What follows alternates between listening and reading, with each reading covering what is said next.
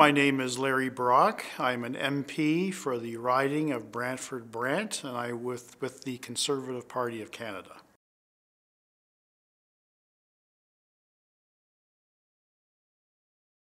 The reason I ran for political office was to make a difference in my community, for the entire community, not just for the victims that I served as a Crown Attorney, and to make life far better for Canadians.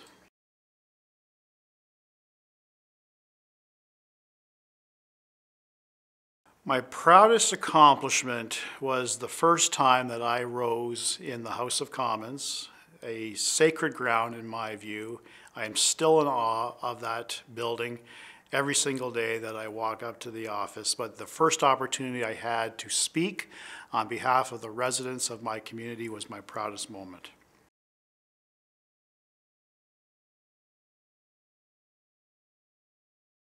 What motivates me to get up, to get to work every day is the ability to affect change, the ability to hold the government to account, to make life a far better place for Canadians, and to challenge the government to improve our laws, to make new laws. With my criminal law background, there is much work that needs to be done on reforming our criminal justice system so that there's the appropriate balance.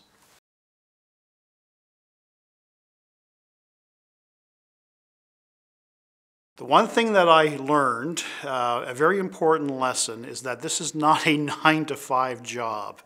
This is a very time-consuming occupation, but so rewarding.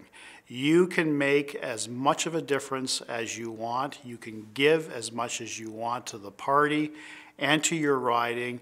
And to allow me to do that requires a lot of time, a lot of effort, but it is worth it every single day.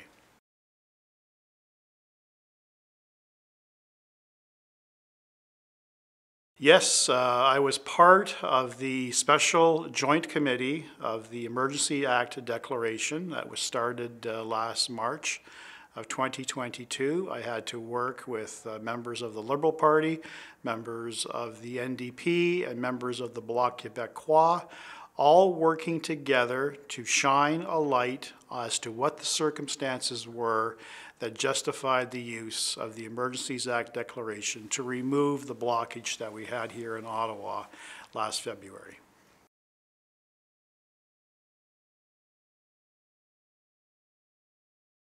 For me, and this is one of the driving forces as to the challenges that I see in our current Canadian democracy, in our political system, is that Canadians have lost trust.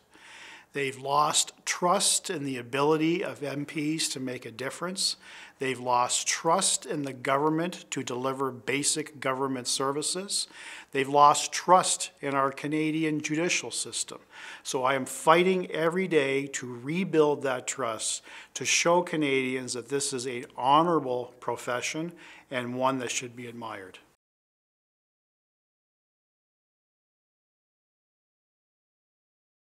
What gives me hope is doing exactly what I'm doing right now, is reaching out to young Canadians by video, by conference call, attending schools.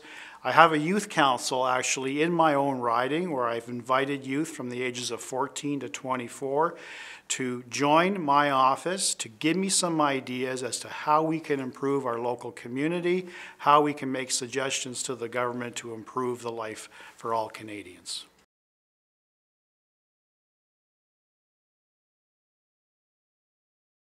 There is so much more that you can contribute. Don't think for 1 minute that adults don't want to hear what you have to say.